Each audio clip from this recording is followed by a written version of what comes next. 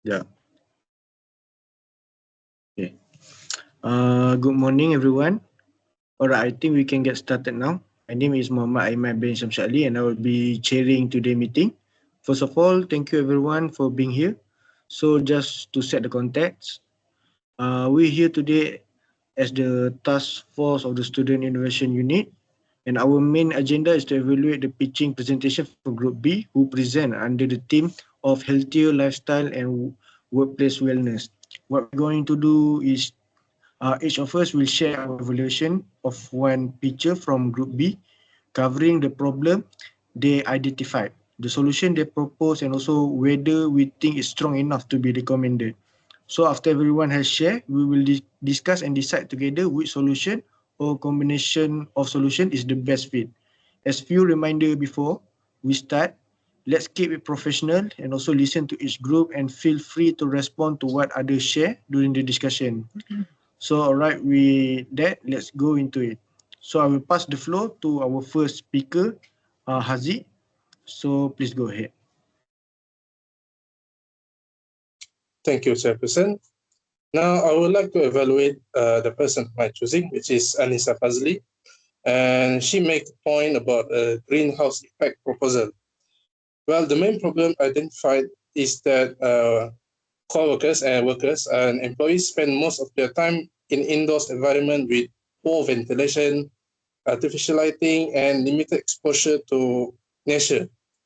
This condition can contribute to sick building syndrome, which may cause headaches, eye strain, mental fatigue, and reduce productivity. The proposed solution is the greenhouse effect, a biophilic initiative that aims to create healthier workspace by introducing a personal green zone with low maintenance plants such as aloe vera and natural LED lighting that mimics natural sunlight. These features are intended to improve air quality, regulate humidity, and support healthier sleep cycle. One of the main strengths of this proposal is that it focuses on the physical environments, which is often overlooked compared to digital wellness. Improving the workspace itself can benefit everyone by creating a healthier and more comfortable environment for studying and working. In addition, the proposed solutions are relatively simple and use affordable materials, making them more practical than large-scale renovations. However, there are also some limitations. Although the cost is lower than major building upgrades and other things, the workplace will still need to allocate funds for purchasing plants, installing lighting, and maintaining these commodities and facilities. There is also a need to ensure that the plants and lighting are properly maintained over time. Overall, I believe that the greenhouse effect is a realistic and valuable proposal because it addresses the environmental cost of workplace fatigue rather than only the symptom. By creating healthier learning and working space, it has the potential to improve students and employees' physical well-being, mental health, and productivity. That concludes my evaluation. Thank you. I pass back the speak to the chairperson.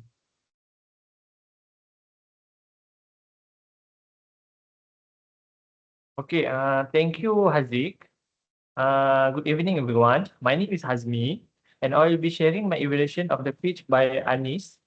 Okay, so let me start with a quick recap of what she present. Anis Izzati opened with a really relatable question. She asked whether we have spent the entire day on a screen, going to online class, finishing assignment, replying to message, scrolling through social media, only to feel completely exhausted at the end of the day, but not truly productive. Honestly, I think most of us have been there. The problem she identified is digital fatigue. And I think this is one of the most relevant issues raised in the entire pitching session because it is something that affects almost everyone today. Students and working professionals alike, we depend on device for nearly everything. Laptop for lecture, phones for communication, screen for meeting. Technology has made life more efficient and connected. No doubt about that. But the amount of screen exposure we deal with on a daily basis is become a serious wellness concern.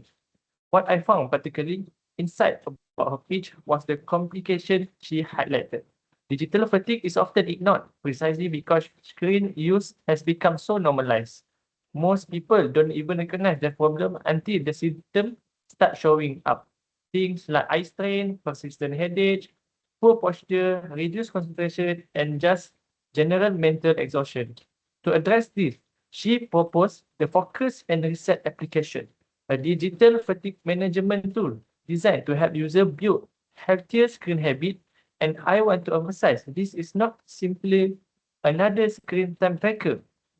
It actually provides practical tool help us manage and recover from digital fatigue. The key features include focus session, the 20-20-20 IRS reminder, posture check alert, short breathing and stretching guidance, digital wellness tracker. Okay. Now moving on to my evaluations. In terms of strength, the biggest one for me is how practical and accessible this solution is. It doesn't require any expensive equipment, no changes to the physical environment, and no major lifestyle. Anyone with a phone or laptop can use it in a lecture hall, at the office, and or studying at home. That makes it very easy to adopt across different settings and different group of people. I also really appreciate that this solution doesn't ask people to stop using technology altogether. Instead, it works with technology to promote a more balanced and sustainable relationship with our device. That is honestly a far more realistic approach than simply telling people to use screen less. Because in today's world, that is just not practical. One thing I will acknowledge as a potential limitation is that the app's effectiveness does depend on user consistency and self-discipline. It can remind and guide, but it cannot force the user to follow through. However, I don't see this as a deal breaker. The digital wellness tracker address exactly this concern by giving user visibility into their own habit, which tend to be a strong motivated to stay consistent. Overall, I strongly support the Focus and Reset application. It tackles a real and growing problem with a solution that is practical, cost-effective, and scalable. Most important, it encourages healthy digital habits without disrupt how people work or study.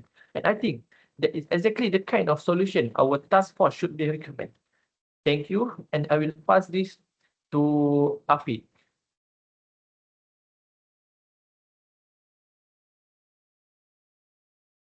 Thank you, Hazmi. The next evaluation will be for Faizuddin. Well, Faizuddin is trying to solve the problem of sleep deprivation among students and young workers. He said that many people do not get enough sleep because of assignments, work deadlines, social media, gaming, and busy lifestyles. This lack of sleep affects their concentration, productivity, emotional health, and overall well-being. I do believe this is true because as a student, I do struggle during study week, or which also known as hectic week, because on that time we all used to submit all our assignment while having to studying for our next examination. So Faiz suggests that an app which is called SleepSync, a smart sleep wellness application, to help users improve their sleeping habits through features such as bedtime reminders, sleep tracking, calming audio, daily energy monitoring, and smart analysis and personalized sleep recommendations. The question is, what are the strong points of the solution which I agree with him? Well, some of the points are that the app is so much easy to use. It is an app that can be accessed on smartphones, which most people and students already have. The next thing is that app has a personalized recommendation. This app suggests sleep routines based on each user's lifestyle, whether he is comfortable on studying during midnight or during dawn. They can adjust their sleep schedule based on their daily activities.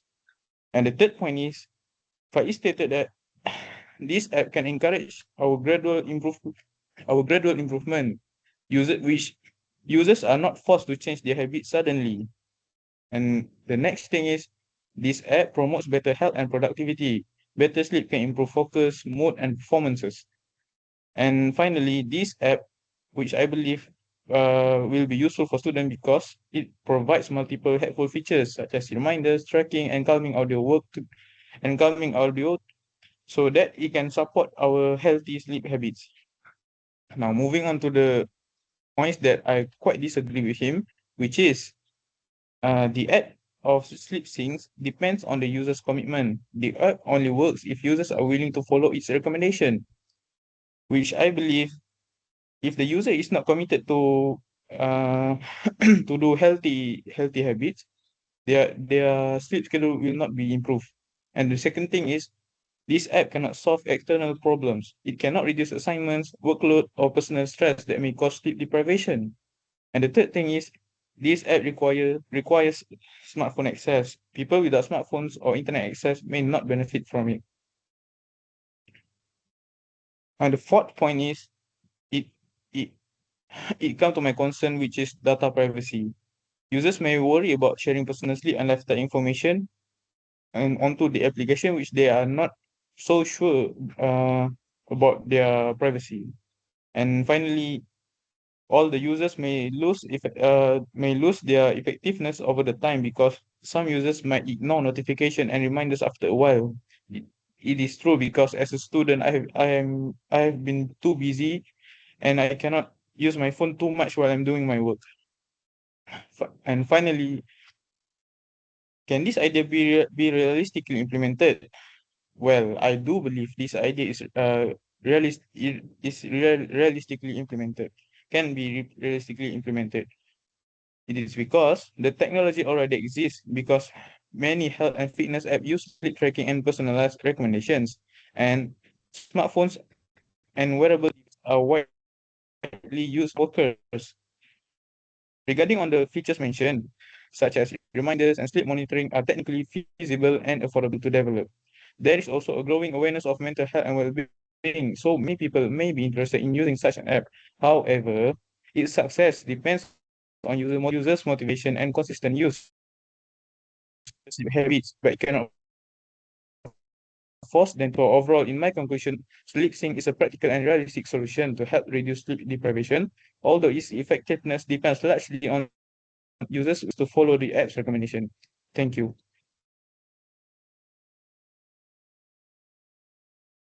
So moving to the next speaker, who is Muaz Aziz, to present his idea.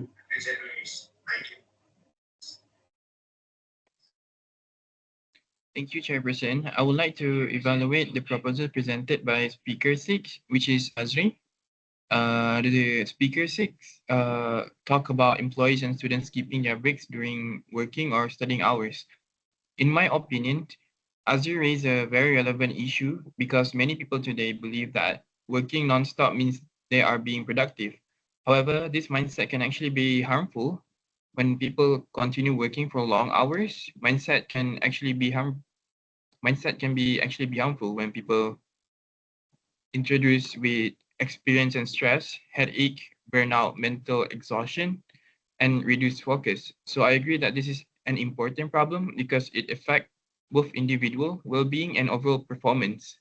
The solution proposed by Azri is called 10 minutes reset culture. This solution encourages employees and students to take short 10 minutes break every few hours. During this break, they can stretch, walk around, and drink water, practice breathing exercise, or simply rest their eyes away from screens. One strong point of this solution is that it's very practical. It does not require expensive technology, special equipment, or complicated training. Because of that, it can be implemented easily in universities, offices, or even during online work. I also think the idea of involving managers and team leaders is very good. If leaders also take breaks, employees will feel less guilty and more comfortable doing the same. This can help change the culture from glorifying burnout to normalizing healthy breaks. However, there are also some weaknesses. The solution is still quite general. For example, Azri does not clearly explain how often the 10 minutes break should happen, who will remind the employees, or how the organization will monitor whether people actually follow the routine. Without a clear structure, some people may ignore the idea, especially when they are busy with deadlines. Another weaknesses is that this solution overlap with speakers two idea, move and recharge, because both focus on short movement breaks, stretching and wellness during working hours. In terms of realistic implementation, I think this idea is very achievable. because it is simple, free, and easy to practice. However, to make it more effective, I would suggest improving it by adding a clear schedule, such as 1 10 minute after 2 hours of work. It could also be combined with reminders from an app or support from team leaders. Overall, I think Speaker 6 solution is strong because it focuses on simple habits that can improve well-being and productivity. But to make it more successful, it needs clearer planning and maybe should be combined with another solution rather than standing alone. Thank you.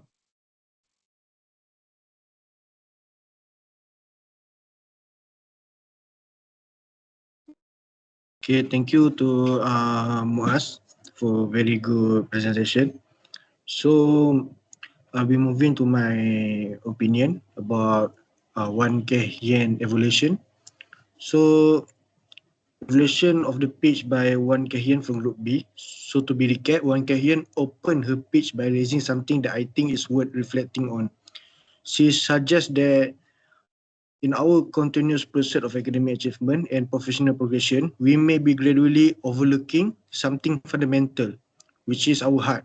And she made a really valid observation in many modern workplace. Productivity is often measured by how long someone stay available rather than how well they actually perform. The problem she identified is what she described as a culture where long working hours, prolonged screen exposure, and also limit rest have become normalized. Lunch break get rushed and rest is seen as unproductive, and people end up relying on the fast food or quick meal simply because they don't have enough time to properly recover during the day. So over time, this lead to unhealthy eating habit, emotional exhaustion, and also poor work-life balance. She also point out that nearly 1 in 3 employees experience symptoms related to workplace stress, which tell us that it's not just an individual problem, but is a systematic one. To address this, she proposed the Midday Reset Framework, which is a work wellness initiative that gives employees flexible extended lunch break of up into 2 hours in selected environments. The idea is straightforward, which is give people enough time to prepare a proper meal, rest briefly, and also mentally recharge before continuing their day. She also referenced how countries like Spain have used structured recovery period to support healthier and more sustainable working conditions, which adds some real world credibility to the idea. What I genuinely appreciate about the proposal is how it reframed the concept of rest. Instead of treating rest as a laziness or waste time, the midday rest framework position it as a productive and necessary part of the workday. And I think that mindset shift alone is already quite valuable because of because a lot of workplace wellness issues stem from the culture of glorifying overwork. In terms of strength, this solution address something that many wellness programs tend to overlook, which is the importance of proper nutrition and also rest during the working hour, not just after. It's a human-centered approach that treat employee well-being as a structural responsibility, not just a personal one. And that's perspective I think more organizations need to adopt. So one concern I will raise is the about feasibility of implementing 2 hour lunch break across all the type of the workplace. I mean, in fast-paced industry or role with tight deadline, this might be difficult to apply consistently. So the implementation will need to be selective and also well planned and also adapt to the nature of the each workplace. That say, I do support this idea. It's simple but meaningful shift in how we think about the rest and recovery at work. If implemented truthfully, the midday rest framework has real potential to improve employee well-being, reduce long-term health risks, and also ultimately create a more sustainable workplace culture. So thank you. So at the end, I want to thanks to everyone who shared their evaluation today. I think we had a really solid discussion. So just to wrap up, we've gone through all the 6 pitches from Group B, covering a range of solutions under the theme of healthier lifestyle and workplace wellness. From structure, lunch break, micro wellness habit, digital fatigue management, green workplace, sleep improvement to the mental recovery tools. And each pitch brought something valuable to the table. So after hearing everyone evaluation and the discussion we had, our task force has decided that a combination of three solutions, which is the Focus and Reset app, Move and Recharge, and also is the most suitable recommendation that we choose. So here is our justification about what we choose. These three solutions work together in a complementary way. The Focus and Reset app directly address digital fatigue by helping user manage screen time and also recovery through the structured IRS reminder, posture check, and also breathing guidance. Move and Recharge then can tackle the physical side, encouraging small but consistent movement throughout the day through simple stretching and breathing exercise. And the 10-minute reset culture ties everything together by shifting the workplace mindset. So normalizing healthy breaks so that employee and student no longer feel guilty for stepping away from the work. So what made the combination particularly strong is that all three solutions share the same quality, which is they are low cost, require no special equipment or also major infrastructure change, and can be implemented immediately in both university and also in the workplace setting. Together, they address the problem of poor workplace wellness from three angles, which is digitally, physically, and also culturally, making the approach more holistic and sustainable in the long term. So we believe this combination best address the challenge in a way that is practical, inclusive, and also sustainable for both student and working professional. So I want to thank everyone for their contribution today. The evaluation were through. The discussion was very meaningful, and I think we arrived at a well-reasoned decision. So that's bring us to the end of our meeting. And thank you everyone for attending this meeting. So thank you.